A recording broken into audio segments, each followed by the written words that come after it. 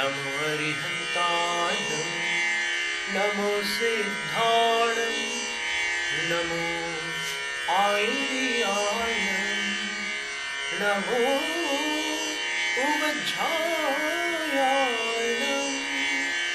नमो सव्यसाय।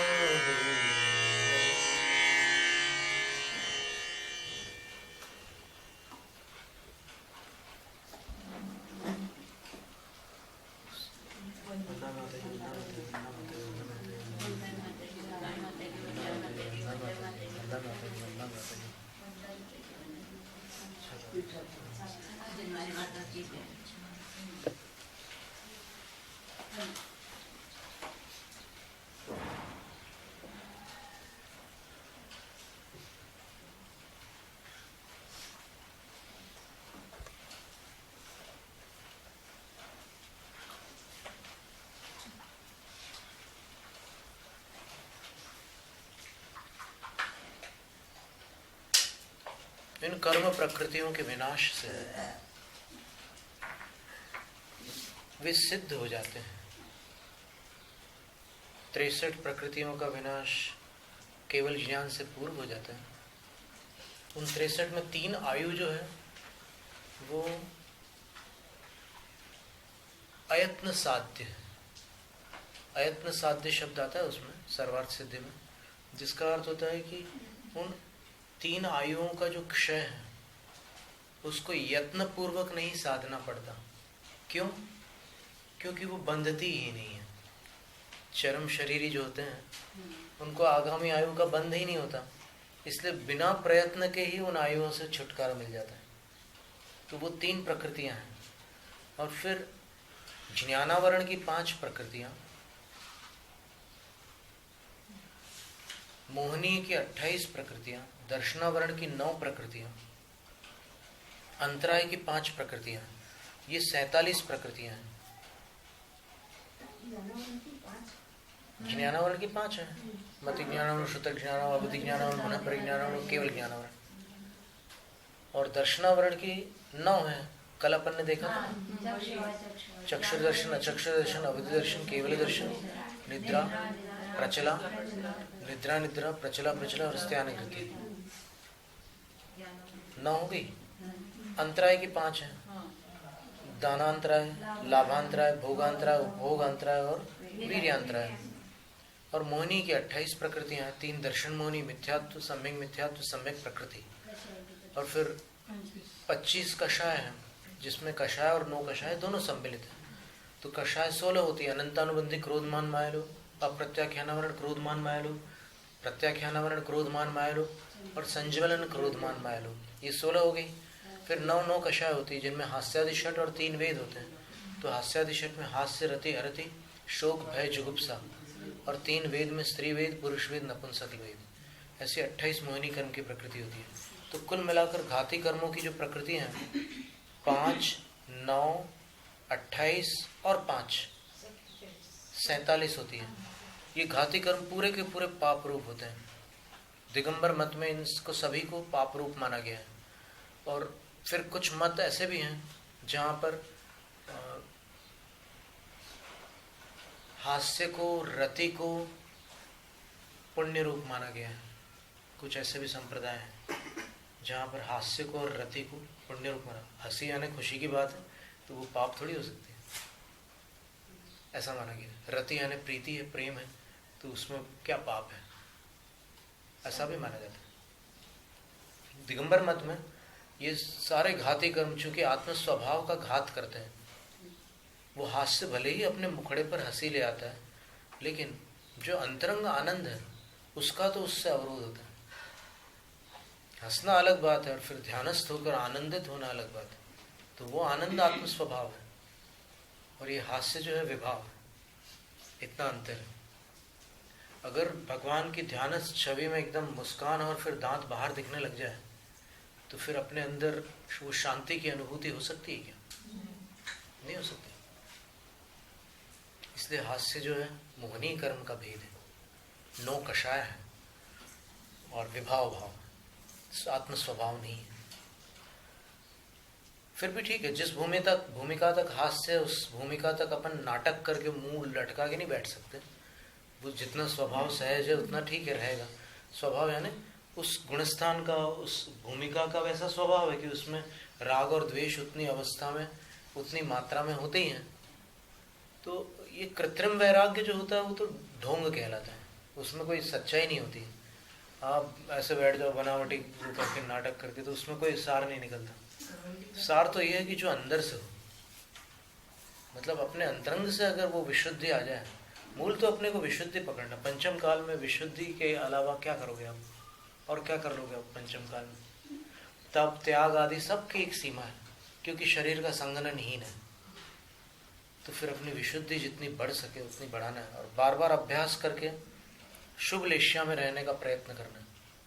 ये अशुभ लेश्या के जो संस्कार इतने प्रबल हैं कि आप लाख प्रयास करो तो भी फिर कुछ बुरे भाव आ जाते हैं अपने अंदर। तो आपको होश में रहना है, यानी ये जो अपने अंतर जागृति जिसको बोलते हैं कि प्रमाद मत करो बोलते हैं। श्वेतांबर शास्त्रों में एक बड़ी सुंदर पंक्ति आती है, समयम गोयम मा पमा यय। तीर्थंकर भगवान गणधर से कहते हैं कि हे गौतम, एक समय के लिए भी असावधान मत हो, और जो सावधान रहता है उसकी विजय निश्चित है। असावधानी पराजय का कारण होती है, इसलिए रोड पर लिखा रहता है सावधानी हटी दुर्घटना घटी। तो ये अंतरंग में भी अपन घटित कर सकते हैं, अध्यात्म में भी ऐसी बात है। सावधानी हटी और दुर्घटना घटी, लेश्या बिगड़ जाती है, पता ही नहीं चलता अपने को, क्योंकि उसकी जो धारा है ना कषाय की, उसका इतना अभ्यास है अपने को कि आदत ही पड़ चुकी है। कषाय करने की ऐसी आदत पड़ी हुई है कि कषाय करते समय अगर कोई बोल दे कि तुम कषाय क्यों कर रहे हो, तो उस पर कषाय आ जाएगी अपने। मैं कहाँ कषाय कर रहा हूँ, फालतू दिमाग खराब करता है, एकदम उस पर नाराज हो जाओगे। ये लेकिन ऐसा होता है, कोई व्यक्ति नहीं गुस्सा दिलवा भी देता है, गुस्सा कर रहे गुस्सा नहीं आएगा तो फिर गुस्सा आने लगता है। वो तो क्या है कि इसके लिए कॉलेज की जो पढ़ाई होती है हॉस्टल में, वहाँ पर वो जो सहपाठी होते हैं वो हमेशा गुस्सा दिलाने की कोशिश करते हैं। फिर अंत में इतना अभ्यास हो जाता है कि उसकी बातों से कुछ लगता ही नहीं। उसको बोलते हैं कि कुछ नया कर यार, ये इसमें नहीं आ रहा कोई गुस्सा। तो ऐसा अपने को भी करना है। क्या है कि कषायों को अपन लड़ करके जीतेंगे तो बहुत कठिन होगा। उसको एक खेल बना करके अपन पॉइंट्स बनाएंगे अपने, तो अपन मजे के साथ आगे बढ़ सकते हैं। अपने ही साथ अपना खेल है ये, ऐसा नहीं है दूसरे किसी के साथ नहीं है। अपने मन और अपनी चेतना दो के बीच में ये खेल है। चेतना सावधानी बरतेगी, मन असावधान होगा, और मन असावधान होगा तो फिर कुछ गड़बड़ी करेगा, और चेतना बोलेगी कि देख गड़बड़ी होगी, फिर सावधान हो जाते। तो ऐसा ये करते करते अपने ही अंदर जागृत रहने का जब अभ्यास हो जाएगा तो फिर मतलब आपको नींद में भी लगेगा कि अरे ये क्या हो रहा है, और नींद में कोई गलत घटना होने वाली होगी तो आप उठ के बैठ जाएंगे। आपके अंदर से जिनवाणी कहेगी कि अरे सावधान हो जा पुत्र पुत्री, सावधान, ये देख आई है कषाय उदय में तुझे गिराने के लिए, पकड़ ले आगम के सूत्र को, संभल जाएगा। वो सूत्र जो होता है वो ट्रेन का वो जो है डंडा होता है ना बाजू में, वो होता है, उसको छोड़ दो तो बाहर फेंक जाएंगे ट्रेन के। दरवाजे पर खड़े हैं, ये दशा होती है। अंदर बैठने वाले तो अच्छी कीमती टिकट लेकर बैठने वाले होते हैं, अपन तो पंचम काल वाले द्वार पर लटकने वाले। हंसते हुए भी तो मान की परिणाम की विशुद्धि हो सकती है ना। किससे? हंसते हुए हास्य में भी तो परिणाम। वो सारी चीजें हैं, वो तो अपनी भूमिका के अनुसार हर चीज मान्य है, उसमें कोई वो नहीं है। इसीलिए तो राग का है उसको, हास्य को, और बाकी को द्वेष का है। कल अपन ने देखा था ना राग क्या है और द्वेष क्या है। द्वेष में भी तीनों वेद पकड़ेंगे ना, जैसे नहीं पकड़ेंगे, वेद जो होता है राग में आता है। मिच्छत वेद रागा, ये गाथा आई है ना, वेद का तो राग ही होता है, द्वेष तो होता नहीं।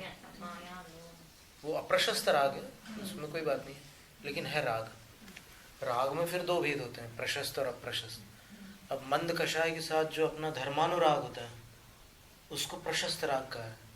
गुरु की सेवा, भक्ति, स्वाध्याय, दान, पूजा आदि संबंधी जो अनुराग होता है, धर्मानुराग, वो मंद कषाय से होता है, इसलिए उसको प्रशस्त राग कहते हैं।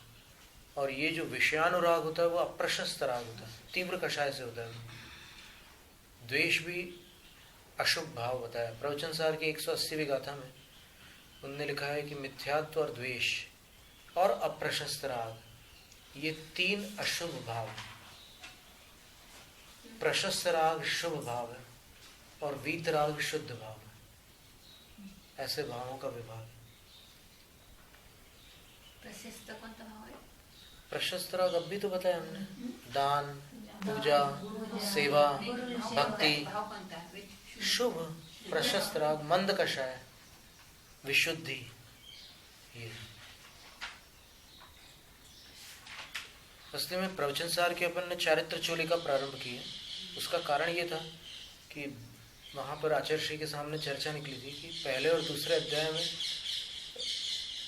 जिनका स्वाध्याय है उनकी बात अलग है, जिनका नहीं है उनको भारी पड़ेगा वो विषय। उसमें ये सारी बातें आती है, ये जो अभी हम बता रहे हैं। तो इसलिए फिर चारित्र चोलिका का स्वाध्याय अभी चल रहा है अपना, पर अच्छा है, जो भी चल रहा है सब सही है। पूरा प्रवचन सा ये देखो, जितना भी मिलता है अपने को, कई बार क्रम से नहीं मिलता, कई बार समय पर नहीं मिलता, तो उसके बारे में अपने को क्या सोचना चाहिए। कई बार अपन एकदम अपना मन बिगाड़ लेते हैं, तो उस समय अपने को ये सोचना चाहिए कि जिनवाणी का एक शब्द भी भवांतर के पुण्य से प्राप्त हो रहा है, तो उस पुण्य के उदय बिना मेरी कामना से कैसे प्राप्त हो सकता है। और मेरी कामना पूर्ण नहीं हो रही तो मैं रूठ रहा हूँ, ये तो कापोतलेशय हो गई ना। नीलदेश रूसे निंदे बहुसम, रूसे निंदे से अन्य, ऐसे वो गाथाएं कंठस्थ करनी होगी, सबको कंठस्थ करनी होगी। वो गाथा घुमट सार की हम लिखवा देंगे, है ना। वो गाथा सबको कंठस्थ करनी होगी। कृष्ण लेशिया के 14 लक्षण, नील लेशिया के 12 लक्षण, कापोत लेशिया के 7 लक्षण, पीत लेशिया के 5 लक्षण। फिर अभी पद्म और शुक्ल तो अभी पढ़ना बाकी है, अपना स्वाध्याय में चलेगी। सब लिख लीजिएगा, बहुत अच्छा रहेगा। और इससे अपने को ये प्रयोग करना है। ऐसा थोड़ी कि अपन यहाँ बैठे हुए हैं और फिर एक बार आहार कर रहे हैं और फिर दिनचर्या का पालन कर रहे हैं और अपन मोक्ष पहुँच गए, ऐसा नहीं है। अपने को ये मोक्ष पुरुषार्थ करने से मोक्ष की प्राप्ति होने वाली। ये जो एक दिनचर्या है, इस दिनचर्या का तो इस जीव ने कई बार पालन किया पूर्व भवों में। जब इसके पास सम्यक दर्शन नहीं था तब भी इसने इस चर्या का पालन किया और ग्रहवेग तक जा चुका है शुक्ल लेशिया के बल से। पर ये अंतर जागृति के साथ और पूरी अपनी चेतना के साथ इसको करने पर सुंदर फल प्राप्त होते। इसी जीवन में इसी ध्यान करो तो इसी क्षण आनंद की अनुभूति हो सकती है अपने को, क्योंकि ध्यान में विशुद्धि बढ़ती है। विशुद्धि बढ़ने से हल्कापन आता है, जो भारीपन है वो तुरंत चला जाता है विशुद्धि बढ़ने से, और हल्कापन आता है तो फिर आनंद नियम से आता है। ऐसा हो ही नहीं सकता कि हल्कापन हो और आनंद हो। किसी के सिर का भार उतर जाए तो पसीना आना न रुके, ऐसा कैसे संभव? रुकता ही है, वो बात है। तो अब कह रहे हैं कि ते चैवम इदं सुखम प्राप्ता इति दर्शयन्ति। वो जो सिद्ध है, इतने सारे कर्मों से 148 प्रकृतियों से छूट गए, तो अब उनको क्या प्राप्त हुआ? तो आचार्य कहते हैं उनको इस प्रकार का सुख प्राप्त हुआ। किस प्रकार का? गाथा है, अयसयम अव्वाबाहम सुखमणंतम अणुवमं परमं इंद्रिय विषयातीतम अपत्तम अच्छवंचते पत्ता। बड़ी सुंदर बात। ते वे सिद्ध परमात्मा कौन से सुख को प्राप्त हुए? ऐसयम।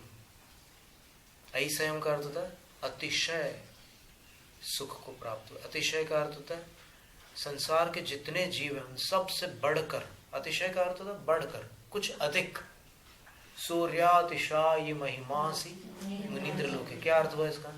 सूर्य से बढ़कर है महिमा जिनकी, ऐसे आप हैं आदिनाथ भगवान। तो यहां पर ऐसयम सुखम, अतिशय सुख का अर्थ होता है संसारियों के सुख से बढ़कर सुख को। ते सिद्धा पत्ता, वे सिद्ध प्राप्त हुए हैं। और कैसा है वो सुख? अव्याबाहम, अव्याबाध है। कर्मोदय से जनित जो बाधा होती है वो भी अनंत सुख और अतिशय अव्याबाध सुख में अंतर डालती है। सावधानी से समझना इसको।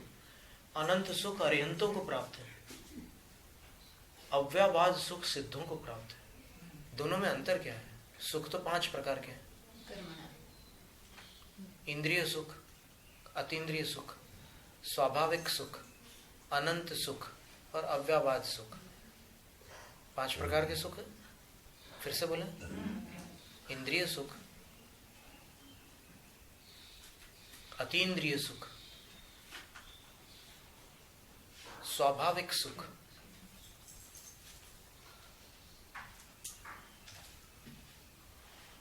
अनंत सुख और अव्याबाध सुख।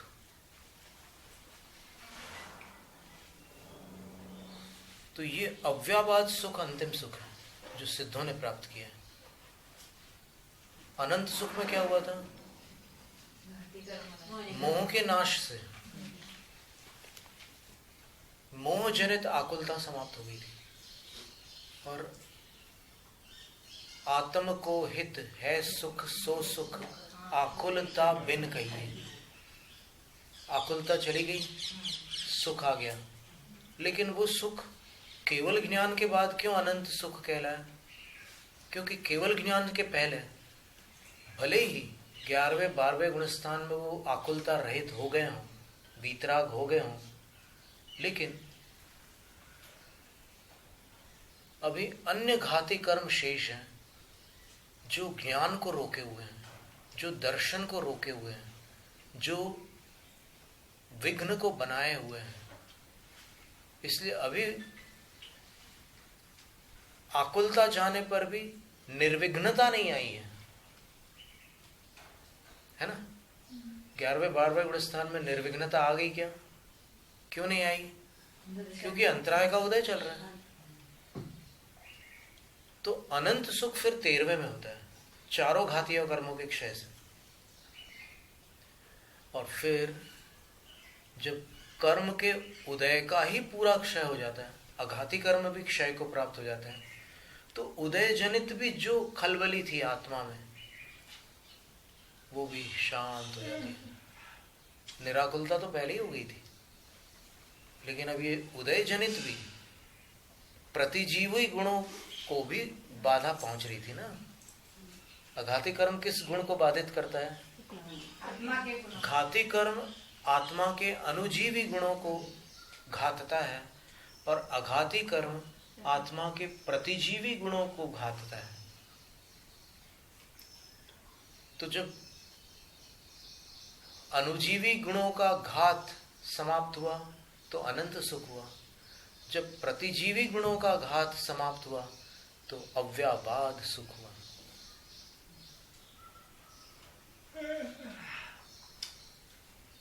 तीर्थंकर परमात्मा भी अव्याबाध गुण के ज्ञाता है, भोक्ता तो केवल सिद्ध परमात्मा है। बहुत बड़ी बात कही है। तीर्थंकर भगवान केवल ज्ञानी है, इसलिए सिद्धों के सुख के ज्ञाता है, पर भोक्ता कौन है? जो स्वयं सिद्ध हो गया है, सिद्ध पद में विराजमान हुए हैं, वो उस अव्याबाद सुख के भोक्ता है। अरहंत कौन से सुख के भोक्ता है? अनंत सुख के भोक्ता है। अनंत सुख के भोक्ता है। तो ज्ञाता और भोक्ता में अंतर है। महावीर स्वामी अपनी नरक पर्याय के दुख के ज्ञाता है, लेकिन भोक्ता नहीं है। क्यों नहीं है? क्योंकि भोक्तृत्व हमेशा वर्तमान का होता है। अतीत और अनागत का कभी भी कोई भोक्ता नहीं हो सकता। कल की भूख का अनुभव आज हो सकता है क्या?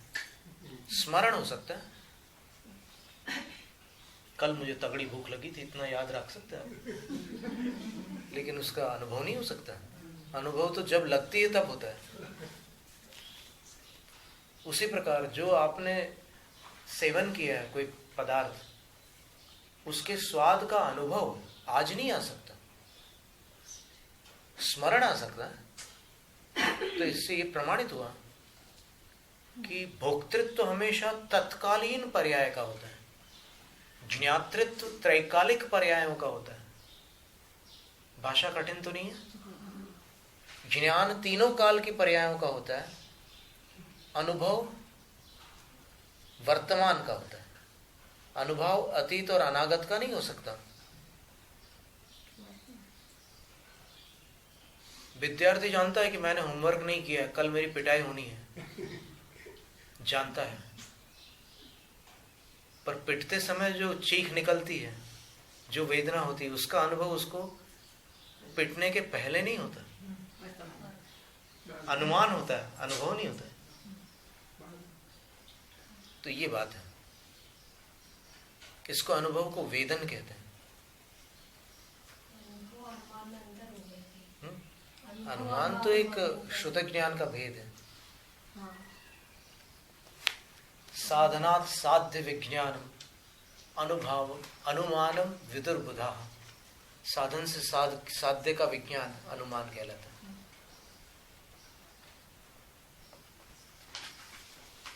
अब जैसे धुआं है, उस धुएं को साधन बना लो और उससे जो साध्य अग्नि है उसका ज्ञान प्राप्त कर लो, तो धुएं से अग्नि का ज्ञान प्राप्त करना अनुमान ज्ञान है ना? अनुमान ज्ञान। तो सिद्धों को ही अव्यववाद सुख का अनुभव है। और कैसा है भगवान का सुख? अनंतम। वो सिद्ध भगवान का जो अव्यववाद सुख है वो भी काल की अपेक्षा से अनंत है। अर्थात अब ऐसा कोई काल भविष्य में नहीं आएगा जब उसका अंत हो जाए, इस अपेक्षा से अनंत है। और कैसा है? अणुवमम, अनुपम है। अनुपम का अर्थ होता है, उपमा का अर्थ तुलना होता है कि जिसकी कोई तुलना नहीं है। सिद्धों का सुख किसके जैसा है? तो जो सिद्ध हो चुके हैं उनके जैसा है, अन्य कोई उपमा नहीं। अनन्य उपमा कहते हैं उसको। जब इसमें साहित्य में अलंकार पढ़ाया जाता है तो उपमा अलंकार के अनेक भेद होते हैं, उसमें एक अनन्य उपमा अलंकार होता है। अनन्य उपमा में क्या होता है? एक श्लोक आता है, गगनम गगनाकारम सागरः सागरोपमः राम रावणयोर्युद्धम राम रावणयोरिव। आकाश किसके समान है? आकाश आकाश के आकार का है। सागर किसके समान है? सागर की उपमा सागर ही है। और राम रावण का युद्ध कौन से युद्ध के समान था? तो राम रावण के युद्ध के समान ही था। और रविंद्र जैन ने भी अनन्य उपमा का प्रयोग करते हुए एक गीत लिखा था, उसमें एक पंक्ति थी, अपनी उपमा बन आप खड़े कोई और नहीं इनसा जग में। बाहुबली भगवान। अनन्य उपमा। हमने भी ऐसे एक छंद लिखा था अपने गुरु के लिए।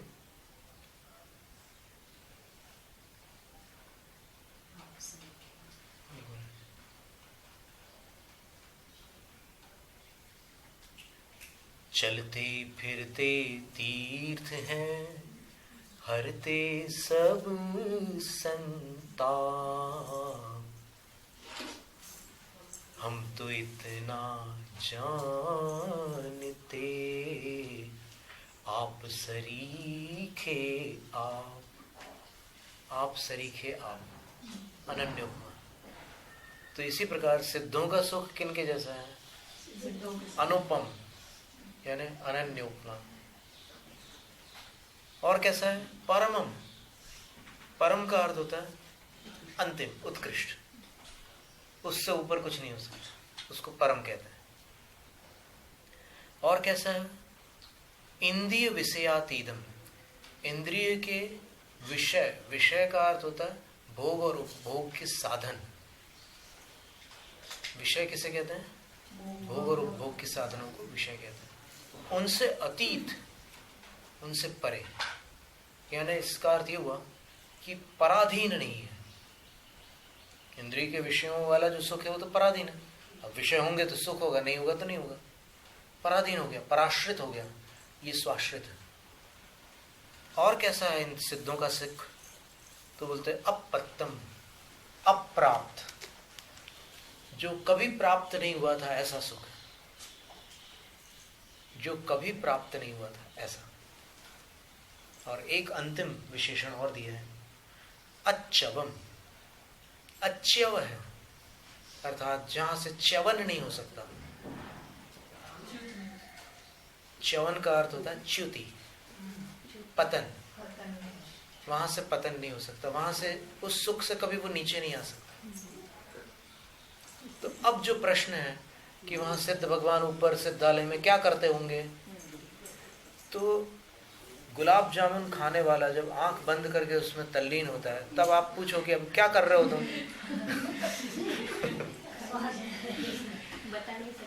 तो वो यही कहेगा कि मग्न हूं। तो सिद्ध भगवान अनंत काल के लिए मग्न होते हैं सुख में, बस। अब कोई दूसरा प्रश्न ही नहीं है वहां। एक सीमा होनी चाहिए ना। सीमा कहाँ से होगी? जब आत्मा असीम है तो सीमा तो कर्मों से होती है, वो कर्मातीत हो चुके हैं, तो सीमा कहाँ से आएगी?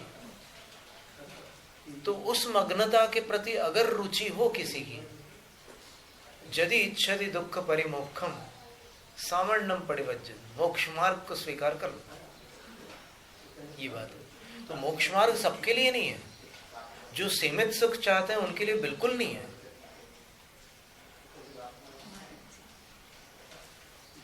जो असीम,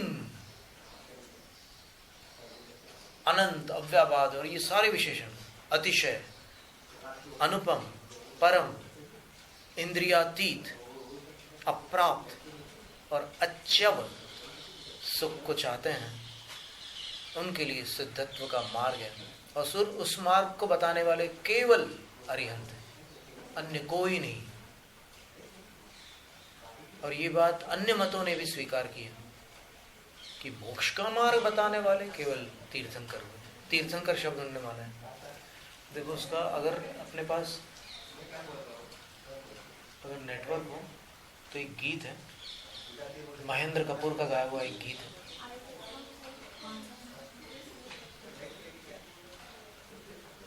सुनो हरि दर्शन। सुनो हरि दर्शन में उन्होंने हरि के अनेक अवतार बताए और उसमें ऋषभ अवतार भी बताया। और उनने ये बताया कि ऋषभ अवतार ही मोक्ष के मार्ग को बताने वाला अवतार है, और कोई मोक्ष का मार्ग नहीं बता सकता, सिर्फ यही तीर्थंकर मोक्ष मार्ग के प्रतिपादक। ये उनके भजन में है। कल्याण जी आनंद जी संगीतकार है, मूवी का नाम हरि दर्शन है, और सुनो हरि दर्शन महेंद्र कपूर का गाया हुआ गीत है। और लेखक तो स्मरण में नहीं है कौन है। अपन ये सारे नाम इसलिए लेते हैं क्योंकि अपने को नाम छुपाकर वर्णन करने में दोष लगता है। अपन किसी का नाम छुपाकर वर्णन नहीं कर सकते। या तो फिर इतना कह सकते हैं, मान लो नाम लेने योग्य ना हो धर्म सभा में, तो फिर ये कह सकते हैं कि ये किसी ने कहा है, किसी अन्य का ऐसा कथन है, ये कह सकते हैं आप। लेकिन नाम छुपाने से आपको भयंकर कर्म बंद होगा। निन्नव बोलते हैं। सेवक बोले पंकज का नाम क्या, हम सेवक शब्द नहीं बोल सकते। सेवक कैसे बोल सकते हैं आप उनसे पूछे बिना? पंकज कवि थे अजमेर के पास रहने वाले। पंकज व्याकुल भयो दर्शन बिन ये जियो। तो इसमें आप देखिए उस श्लेष अलंकार है, वो श्लेष अलंकार का प्रयोग किया पंकज शब्द में, इसलिए आपको कोई परेशानी नहीं है पंकज बोलने में। दर्शन बिन ये जिया, ये जिया को आप पंकज बना दो ना। पंकज व्याकुल भयो भया, दर्शन बिन ये जिया लागे खारा, है ना। तो आप वो पंकज कवि लिख रहे हैं कि पंकज व्याकुल भया, आप उसको जिया के साथ पंकज को जोड़ दो ना कि मेरा जिया रूपी पंकज व्याकुल हो गया, तो फिर कौन सा पहाड़ टूट पड़ेगा, एकदम सही अर्थ निकल जाएगा। इसलिए पंकज ही बोलना है, कभी भी किसी का नाम नहीं। मंगल नाथु राम यह भव सागर दृढ़ पोत, मंगल सेवक राम। अभी सेवक राम कोई बुलाना चालू कर देना तो दिमाग खराब हो जाएगा। तू नहीं बोला था वहां मंदिर में सेवक राम, अब आजा सेवक राम, आजा सेवक राम, पागल हो जाएगा। ऐसा मैंने उनका अगर अपन भक्ति कर रहे हाँ। उसका नाम लेके अपना नाम तम मान दुंग मवशा समुपैति लक्ष्मी। अब वहां क्या नाम रखोगे बोलो? नहीं, उनका तो ले लिया। दूसरी पंक्ति में अपना नाम नहीं नहीं, जिस नाम से आपको शिकायत है उसका नाम नहीं लोगे, ऐसा बोल रहे हैं ना। उनका भी ले लिया, लास्ट में अपना भी ले लिया। किसी ने भक्ति की, उसने अपना नाम लिया, जिसने भक्ति को अपना एक नाम मिनट, भक्ति करने वाला अपना नाम नहीं जानता तो उसको नाम लेने की क्या पड़ी है, क्या होता क्या है? अगर कोई भी इसका अगर बोलते ना, हाँ जी। जैसे ज्ञानवती माता जी है, अब जैसे महाराज नहीं तो देखो माता जी, एक निवेदन है, अगर आपको नाम ही लिखना है तो आप स्वतंत्र अपना भजन लिखिए ना, उसमें अपना नाम लिख दीजिए। निन्दा का दोष नहीं लगेगा, ज्ञान नहीं है तो प्राप्त करो, पुरुषार्थ करो, उसमें क्या बात आपको है? पूछ रहे ले सकते हैं। पीछे की नहीं, लाइन किसी नाम किसी अन्य का नाम बदल कर लेने में दोष है। पीछे की बदल में नहीं, उनका पीछे की लाइन में अपन भक्ति कर रहे हैं अपना एक लाइन और जोड़ दिया हाँ, आपने, पीछे की लाइन तो में वो अगर स्वर अच्छे थे तो कोई आपत्ति नहीं। अगर आप एक नया दोहा बनाकर अपना नाम भी बोल दें तो कोई आपत्ति नहीं है।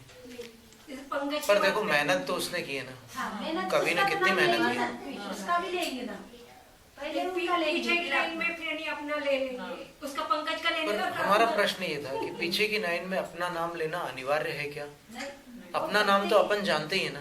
भक्ति के वश में लेते हैं। तो सुनो, भक्ति के वश में नहीं, उसमें ऐसा है कि उसका नाम अपन ने लिया तो फिर अपन भजन अपन पढ़ रहे हैं इस समय, तो फिर उसका नाम लेते समय अपन ये सोच सकते हैं कि ये उस कवि ने लिखा है, लेकिन मेरी भी उसके जैसी भावना इस समय हो रही है, ऐसा विचार कर सकते हैं। तो वो तो ये समझेगा दोनों ने मिलके बनाया। ये भी बात है, माता जी का कहना सही है कि अगर आपने दो दोहे बोले, एक उसका बोला और एक अपना बोला, तो फिर लगेगा कि पार्टनरशिप में बना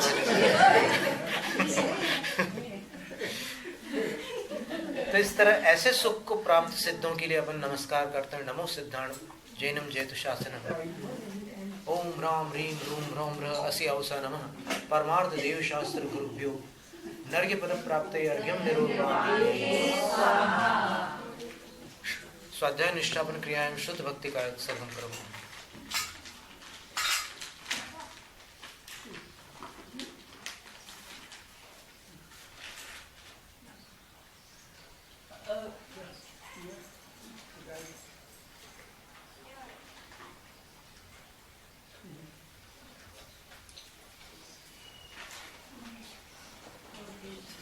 कोटिशतं द्वादशैव कोट्यो लक्षाण्यशीतिस्त्यधिकानि चैव पञ्चाशदष्टोत्तरसहस्रसङ्ख्यमेतत् श्रुतं पञ्चपदं नमामि।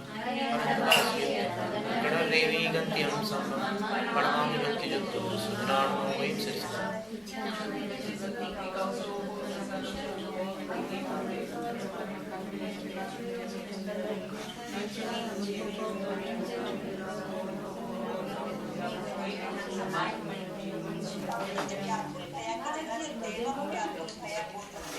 नहीं बोल सकते हैं, आचार्य विद्यासागर महाराज जी मना करते हैं और फिर अन्य आचार्य भी मना करते हैं, कई आचार्य। देखिए वो हरिदर्शन वाली पंक्तियां मिल गई हैं, हम आपको पढ़ के सुना रहे हैं। कहाँ पर आई है ना, किया ना, वही बताया उसमें किस जगह। शुरू में आया है, प्रभु ने अवतार लिया धर्म घटा। देखो देखो शुरू में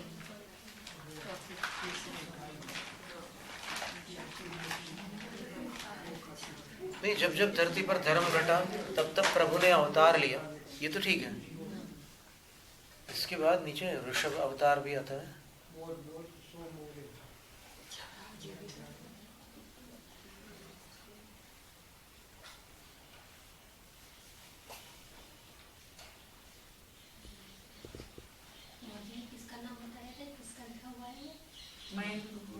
गाया हुआ गाया हुआ मैंने महेंद्र कपूर जी का लेखक का नाम नहीं मालूम है। हाँ, ये जो लिरिक्स दिए ना इन्होंने, इसमें से वो पंक्तियां गोल कर दिए। आप ओरिजिनल जब ऑडियो सुनेंगे ना लिरिक्स बाय रामचंद्र बरियान जी। तो इसमें जो भी है ना उनने वो पंक्तियां कम कर दी हैं। ओरिजिनल जब सुनेंगे ना तो उसमें आपको चित्र सहित आदिनाथ भगवान की उसमें छवि दिखाई है उस गीत में, उस फिल्म में। फिल्म का नाम था बजरंग बली, नहीं बजरंग बली नहीं, हरिदर्शन, हरिदर्शन नाम था, वो भूल हो गई मुझसे बोलने में। कल्याणकारक में लिखा है कि जब शरीर को आहार की आवश्यकता होती है तो वचन स्खलित होता है।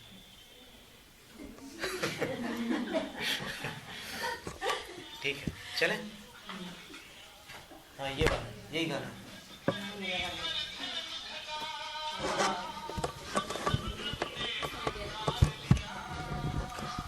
सुनो ये